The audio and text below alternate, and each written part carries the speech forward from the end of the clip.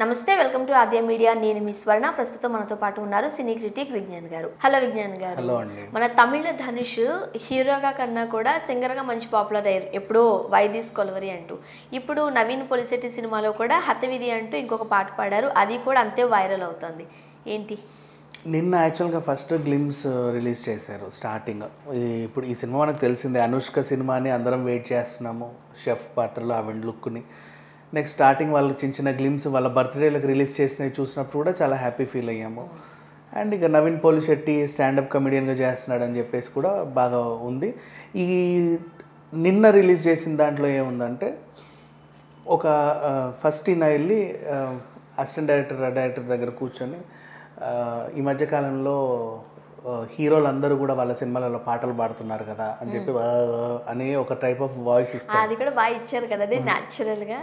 Next ఆ assistant director చూసేసి, అమ్మో నువ్వు పాడతావా అన్న, వద్దు నీకు దండం అని చెప్పేసి అయినా సరే నేను పాడాలన్న కోరిక ఉంటుంది. నెక్స్ట్ అలా ప్రొడ్యూసర్ దగ్గరికి వెళ్ళి, సార్ ఈ మధ్య హీరోలందరూ వాళ్ళ సినిమాలలో పాడుతున్నారు కదా, మరి మన సినిమాలో నేను పాడితే ఎలా ఉంటుంది అని చెప్పేసి అంటుంటే, ఆ ప్రొడ్యూసర్ కొంచెం ఏదో సెటైర్ వేస్తాడు. ఎందుకు వచ్చిన గొడవలను అర్థం చేసుకుని వెళ్తుంటే సాంగ్ రాసిన రామజోగయ్య శాస్త్రి గారు ఎదురవుతారు. ఆయన ఎదురైన తర్వాత, సార్ మీరు రాసిన పాటను నేనే పాడాలనుకుంటానంటే, జాగ్రత్త నాయన అని చెప్పేసి ఆయన వెళ్ళిపోతాడు. ఇట్లా ఈయన డైరెక్టర్ దగ్గరికి అందరితో చేసేసరికి లాస్ట్కి పాడుతున్నాను అని నా ముందుకు వచ్చేసరికి ఆల్రెడీ ఇంకెవరో పాడుతూ ఉంటారు ఆ పాటని. అర్థం కానటువంటిగా, అంటే ఆల్రెడీ స్టాండప్ కమెడియన్గా రోల్ కాబట్టి ఒక కామెడీ జోనర్లో ఒక మంచి హ్యూమర్ పండించేలాగా సెట్ అయింది. ఈ సో అండ్ సో సాంగ్ రేపు వస్తుంది అన్నట్లుగా నిన్న రిలీజ్ చేశారు. సో ఈరోజు ఆ రోజు రానే వచ్చింది, పాట రిలీజ్ చేశారు. ఇది హతవిధి ఏందిది అనే సాంగ్. అంటే నా తలరాత ఏంటి ఇలా అయిపోయింది, నేను ఏం చేయాలనుకున్నా నాకు అన్ని ఎదురు దెబ్బలే జరుగుతున్నాయి. చాలా సాంగ్స్ చూసాం ఈ టైప్లో మనం. అవును.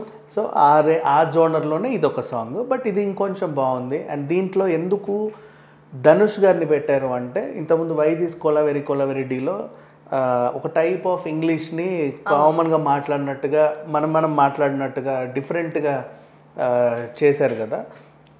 సేమ్ అలాగే దీంట్లో కూడా హతవిధి ఏందిది అని మధ్యలో ఏంది డ్యామేజీ ఇట్లాంటివి కొన్ని పదాలు బాగున్నాయి. అంటే చిన్న చీమపై బుల్డోజర్ అయినట్టు, అదే జీవితం అప్పడం అయిపోయినట్టు, ఇట్లా రకరకాలుగా మంచి లిరిక్స్ పెట్టుకున్నారు. సో దానికి ఎవరైతే న్యాయం చేయగలరు అని అనుకుంటే, వీళ్ళకి నిజంగా చెప్పాలంటే ఇట్లాంటి కొన్ని జోనర్స్కి కొంతమంది సెట్ అవుతారని ఉంటాయి కదా, అట్లాంటి దాంట్లో ధనుష్ అయితే తిని బాగా ఆల్రెడీ కొలవెరెడ్డి బాగా హిట్ 3 సినిమాలో. సో పెట్టుకుందామని ధనుష్ని అప్రోచ్ అవ్వడం, ధనుష్ కూడా ఓకే చేయడం, ఈ సాంగ్ ఆయన కోసమే రాసినట్లుగా ఉండడం ఎక్సలెంట్గా వచ్చింది. కంప్లీట్ సాంగ్ కూడా హ్యూమర్ పండించింది. ఇకపోతే సాంగ్ పక్కన పెడితే కొంచెం స్టోరీ చెప్పేశారు వీళ్ళు. అంటే అనుష్కది వీళ్ళ ఇప్పుడు ఈయనకి ఉన్న ప్రాబ్లమ్స్ అన్నీ కూడా, గర్ల్ ఫ్రెండ్ కటీఫ్ చెప్తుంది, ఎన్నిసార్లు ఫోన్ చేసినా లిఫ్ట్ చేయదు, పోరా అంటది. డాడీ ఏమో రోజు తిడతా ఉంటాడు అని మురళీ శర్మ క్యారెక్టర్ తల్లిగా తులసి చేసింది. అండ్ ఈయన నో స్మోకింగ్ బోర్డు దగ్గర స్మోక్ చేస్తూ ఉంటే పోలీసులు చూస్తే అమ్మో ఏంటిదా అనుకుంటాడు. అన్ఎక్స్పెక్టెడ్గా అక్కడి నుంచి వెళ్దాం అనుకుంటే వాళ్ళ డాడీ చూస్తాడు, అది వీడు సిగరెట్ తాగుతున్నాడు అని. ఇట్లా అంటే ఇంట్లో తన క్యారెక్టర్ ఎట్లా ఉంటుందో మనకి సాంగ్ లో చూపించేశారు మొత్తం ఆ క్యారెక్టర్ అంతా. సో దీన్ని బట్టి మనకి ఒక క్లారిటీ వచ్చేసింది. నవీన్ పోలిశెట్టి క్యారెక్టర్ ఇంట్లోనూ ఒక టైప్ ఆఫ్ హ్యూమరస్ గా ఉంటుంది, అలాగే బై బేస్ ఇతను కూడా ఒక స్టాండప్ కమెడియన్ కాబట్టి అందులోనూ కొన్ని జోకులు పండుతాయని. బట్ అంచనాలు అయితే విపరీతంగా పెంచేసింది. లిరిక్స్ అద్భుతంగా రాశారు రామజోగయ్య గారు. అండ్ సాంగ్ ధనుష్ కూడా చాలా బాగా పాడాడు. మ్యూజిక్ మన రథన్ అంటే అర్జున్ రెడ్డి రథన్, తను కూడా మ్యూజిక్ చాలా బాగా ఇచ్చాడు. ఓవరాల్గా మహేష్ బాబు స్టోరీ కానివ్వండి, వీళ్ళ ప్రమోద్ వాళ్ళ నిర్మాణ విలువలు కానివ్వండి, అన్నీ కూడా సరే ఈ సినిమాకి పుష్కలంగా, అంటే ఈ పాటకైతే పుష్కలంగా కుదిరాయి. నేను చూస్తే మూవీ పైన కూడా అంచనాలు పెంచేసినట్టు. ఏజెంట్ సాయి శ్రీనివాస్ ఆత్రేయతో ఎంట్రీ ఇచ్చినప్పటికీ నవీన్ దాంట్లో ఫుల్ కామెడీని మనం చూడొచ్చు. ఆ ఇన్వెస్టిగేషన్ అంతా కూడా ఒక సీరియస్ని కూడా ఒక హ్యూమర్ యాడ్ చేస్తూ వెళ్ళింది. సో అప్పటి నుంచి ఇక మళ్ళీ జాతిరత్నాలు. సో ఎక్స్పెక్టేషన్స్ పెరిగిపోయాయి. కొంచెం తగ్గినా మళ్ళీ మనం నవీన్ని చూడలేము. సో బయట కూడా అట్లనే మాట్లాడతాడు అబ్బాయి.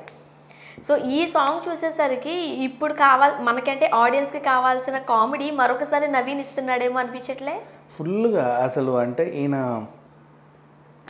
చెప్పాలి అంటే ఇండస్ట్రీకి దొరికిన ఒక జెమ్ అనుకోవచ్చు. తెలుగు ఇండస్ట్రీకి ఒక పర్ఫెక్ట్ ఆర్టిస్ట్ దొరికినట్టుగా ఉంది. అండ్ అనుష్క కాంబినేషన్ అంటే ఇక అందరికీ ఒక అసలు వీళ్ళిద్దరి పేరుని ఎలా చూడాలనేది ఒక పెద్ద కామెడీ. నేను బక్కపల్చిగా పొడుగ్గా, ఆమె కొంచెం బొద్దయ్యారు అండ్ ఏజ్ డిఫరెన్స్ ఉంది. నాకు తెలిసి ఈ సెన్సిటివ్ మ్యాటర్ని కూడా అందులో పెట్టే ఉండొచ్చు కదా. అన్నీ పెట్టారు. అండ్ మురళీ శర్మ సీరియస్నెస్ అయితే బాగా నచ్చింది. ఆయనకంటే ఆ జోనర్లో మనం పర్ఫెక్ట్ ఫాదర్ అయినా, అవును, ఆ జోనర్లో ఆయన్ని మనం ఇంతకుముందు చాలా చూసాం. ఆ స్కూటర్ మీద కళ్ళజోడు పెట్టేసి ఆలోచన, ఇప్పుడు మనం భలే భలే మగాడి వైలోను చూసాము, కొన్ని సినిమాలలో చూసాం మనం. బట్ ఇందులో కాస్త కొంచెం డిఫరెంట్గా కనిపించినట్టు అనిపించింది. సో ఈ సాంగ్ మాత్రం ఈ మధ్య కాలంలో రిలీజ్ అయినటువంటి సాంగ్స్ అన్నిట్లో ఇది బాగా ట్రెండ్ అయ్యేలాగా ఉంది. అంటే హమ్మింగ్ ఈజీ కదా, అందరూ పాట పాడుకోవడానికి చాలా సింపుల్గా ఉండే పదాలే పెట్టేసరికి కొంచెం ఆ హైప్ అనేది క్రియేట్ అయింది. ఓ పక్క ఏమో లిరిక్స్ జనరల్గా మనం మాట్లాడుకునే మాటలు, మరో పక్క ధనుష్ కూడా దాన్ని మనం కొంతమంది చెప్తారు బాత్రూమ్ సింగర్ అని చెప్తారు. సో అలా పాడుకునే ఆ మాడ్యులేషను లేకపోతే ఆ రిథమ్ అన్నీ ఉండేసరికి నాంతా ఉంటుంది. సో ఎప్పుడైతే సాంగ్ హైలైట్ అయిపోయిందో సినిమా మీద ఎక్స్పెక్టేషన్స్ కూడా పెరిగిపోవు. సో రెండింటికి ఖచ్చితంగా లింక్ ఉంటుంది. అండ్ ఈరోజు ఎందుకు రిలీజ్ చేశారో ఈ సాంగ్ కానీ ఆల్మోస్ట్ అందరూ కూడా దీన్ని బాగా వైరల్ చేస్తున్నారు. అండ్ ఇకపోతే ఇక అనుష్క గురించి మనం చెప్పాల్సిన అవసరం లేదు. ఆల్రెడీ ఆమె సినిమా కోసం బాగుమతి తర్వాత ఎంతమంది వెయిట్ చేస్తే ఇన్నాళ్ళకి ఇది వచ్చింది. మరి ఇంకా నెక్స్ట్ సినిమా ఎలా ఉంటుంది? యాక్చువల్గా లేడీ ఓరియంటెడ్లోనే దాంట్లోనే ఆమె ఉండిపోతారేమో అని అనుకున్నారు. ఇప్పుడు అనుష్క లాంటి పర్సనాలిటీకి ప్రభాస్ లాంటి పర్సనాలిటీ అయితేనే పక్కన హీరోగా నప్పుతారు, మిగతా ఎవరైనా తేలిపోతారు. ఇప్పుడు ఆమె అల్లు అర్జున్ పక్కన లేకపోతే రామ్ చరణ్ పక్కన చేసే ఇది లేదు. సో ప్రభాస్ గారు లాంటి పర్సనాలిటీ కావాలి. సో నెక్స్ట్ ఆప్షన్ ఏమవుతుంది, ఆబ్వియస్లీ ప్రభాస్ గారు అవుతున్నారు. సో అలాంటి ఆమెను నవీన్ పోలిసెట్టి దగ్గర తీసుకురావడమే ఒక డిఫరెంట్ జోనర్ అనుకోవచ్చు.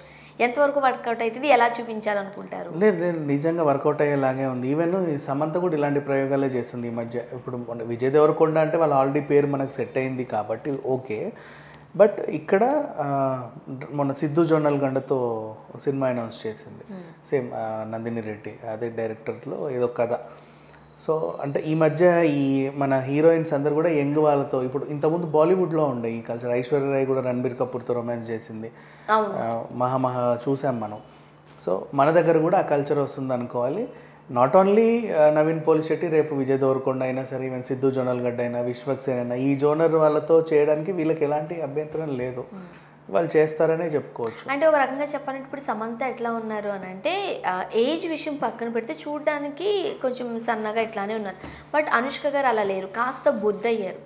సో ఆ పర్సనాలిటీ విషయంలో చూస్తే మరి ఎట్లా వీళ్ళు మ్యాచ్ చేయాలనేది కూడా అందుకే కథ డామినేట్ చేయాలి, అందుకే స్టోరీ డామినేట్ చేయాలి. వై బికాస్ ఇప్పుడు వాళ్ళ క్యారెక్టర్ పరంగానే వెళ్తున్నారే తప్పితే రెగ్యులర్ గ్లామర్ పాత్రలాగా సాంగ్స్ డాన్సులు ఇవన్నీ పెట్టేలాగా లేదు. దీంట్లో సంథింగ్ ఒక మౌంటేజ్ సాంగ్ వేసి వీళ్ళని స్టోరీ బలంగా, ఇవాళ రేపు స్క్రిప్ట్స్ అన్నీ కథ బలంగానే వెళ్తున్నాయి కాబట్టి అదొక అడ్వాంటేజ్. వీళ్ళకి ఎలా ఉన్నా సరే సెట్ అయిపోతాయి. Right, thank you so much. Thank you.